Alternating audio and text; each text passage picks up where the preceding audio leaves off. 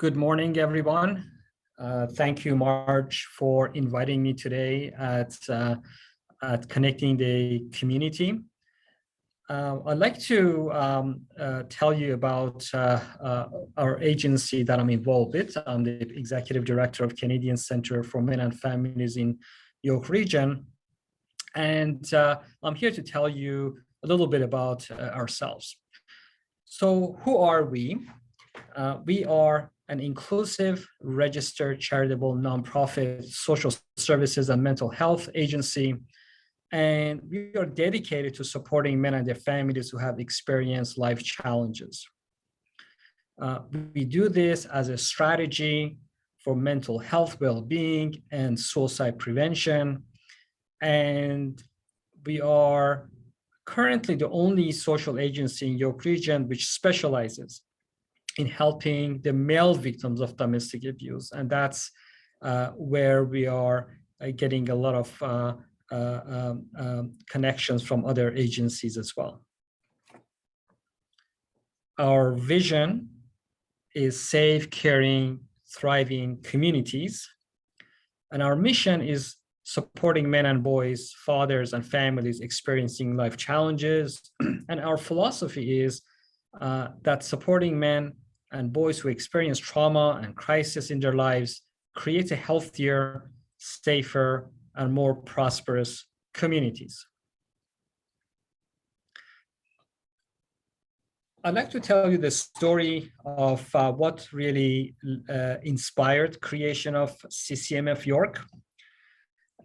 In around late 2018, 2019, early 2019, I came across a number of statistics about men's social well-being, mental health that really concerned me, not only because of how it impacted them, but how it impacted the greater society. And I'm going to tell you about these. The first set of statistics was trauma and suicide. 75% of Canadians report having experienced a traumatic event during their lifetime, and we know that trauma is a significant risk factor for depression and suicide. The suicide rate for men in Canada is about 3 times that of women. And when you look at the numbers, it's approximately 100,000 men who commit suicide in every generation in Canada. And of course, they have families, they have daughters, mothers, sisters, sons, and wives, and that translates to 100,000 devastated families. So the impact is very large. Just to put things in perspective, in 1933, at the height of depression, the gender gap in suicide was 1.5 times in men versus women. The second set of statistics is on divorce and suicide. About 35% of marriages in Canada now end in divorce. Men who go through divorce have approximately 8 times the suicide rate than women in the same situation. Only about 20% of children have full access to their father after divorce, and many of those relationships break down. Loss of a father is a risk factor for many negative outcomes for children. So children who lose their father have 4 times the suicide rate of those in father-present homes. 85% of youth and men in jail come from fatherless homes. Children who don't have a dad or have a lower educational outcomes. And to demonstrate how profound the impact has, we actually can observe this at a cellular and physiological level. And children who lose their father have a 14% shorter telomeres, which is a cellular marker of severe distress and life expectancy. And interestingly, the effect is 40% stronger on boys versus their sisters in a similar situation. And that can really explain why is it that we see such a more negative impact for boys, especially than girls in when they lose a father. So fathers seem to be a traumatic experience for both the fathers and their children. The last set of data was regarding domestic abuse and focus with male victims. Previous domestic abuse statistics that were seen were from police reported data, which showed that 80% of the victims of female and 20% of the domestic abuse victims are male. However, we know that men are very reluctant to report domestic abuse to police for a number of reasons. The data from national surveys have been very different. So Statistics Canada's General Social Survey on Victimization that was done in 2014 and was a survey of 33,000 Canadians found that about half of domestic abuse victims are men. The numbers translate to about 47,000 per year in Canada and 1,400 per year in York Region. Men are victims of severe form of physical violence at a higher rates than women, according to this survey. And the survey also found the PTSD rate was the same for men and women, which meant that the impact of domestic abuse on their mental health was the same. These data were consistent with the data from Center for Disease Control in the US. So it seemed to me that we are talking about a real impact, and the number of half and half seem to be a more global phenomenon. So the question I asked was, where do men go to get help? How can we help men and their children remain connected after divorce, since it has such a huge impact for both of them? An environmental scan of York Region for services for men who are going through these difficult times was done.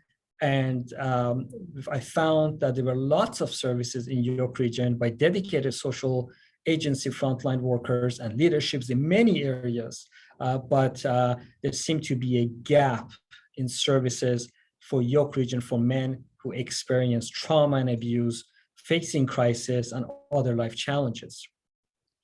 The search went outside of York Region, and I found Canadian Centre for Men and Families in Toronto, who had a number of unique programs I was interested in. So a little bit about CCMF. It was first established in 2014 to help close the gap in critical services for men. And over the past 7 years, they managed to open 7 branches, including York Region, across Canada to support men in these situations. They had many unique programs and services geared towards helping men and their families.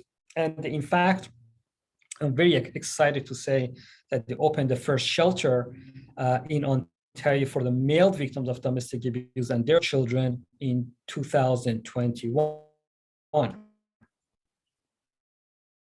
So I approached CCMF board in July. We had our first client in donated space from Richmond Hill United Church in December of 2019. Virtual service delivery began in March because of COVID. And now in September, just last month, we opened our new offices in Richmond Hill, which we are very excited about and allows us to enhance our programs and increase our capacity to deliver these programs. What we do, we are endeavor to be a safe and welcoming space for men and their families, regardless of age, gender, race, ethnicity, sexual orientation. We help promote help-seeking behavior by making sure that we have a safe and welcoming space. We have a broad range of programs: private counseling, recovery program for male victims of domestic violence, legal clinic, legal aid, support group for men who experience false accusations, fathering after separation, mentoring, and we do webinars for social agency frontline workers on how to identify domestic abuse in men and how to support them, which is very different than how to support the female victims. Our typical clients are men who are going through high conflict divorce and male victims of domestic abuse. And that includes physical, emotional, the most difficult cases and most heart-rendering stories we hear is for those who have been falsely accused of a crime and they've been victim of parental alienation. We have a number of successes. We have a very strong response from social agencies and community within York region. We get referrals from major agencies. A number of grants we applied were successful. We have some partnerships and research projects that also help increase our exposure to the community and be able to help with how we do things in the future. That's for the research projects, and then give more insight into what happens to our clients, which will be helpful for future programs. Our challenges is really stable funding. Right now, we are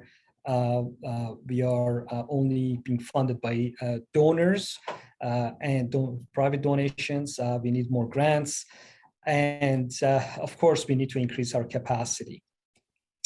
I'd like to end by leaving you with this video about boys and father. And if I can find it, here it is. It's a show that is, I think it was called Boot Camp My Preteen. I can't remember the year it was done. Here we go. You love that woman right there? You love her, right? Yes, sir? Yes, sir. Now, you're not an adult till you're 18. Do you want me to be your daddy for the next 8 years, son? Huh?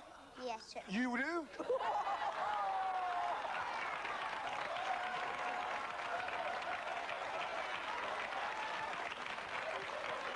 Why you want me to be your daddy? I have no daddy. You have no daddy? Well, let me tell you something. Come here, give me a hug.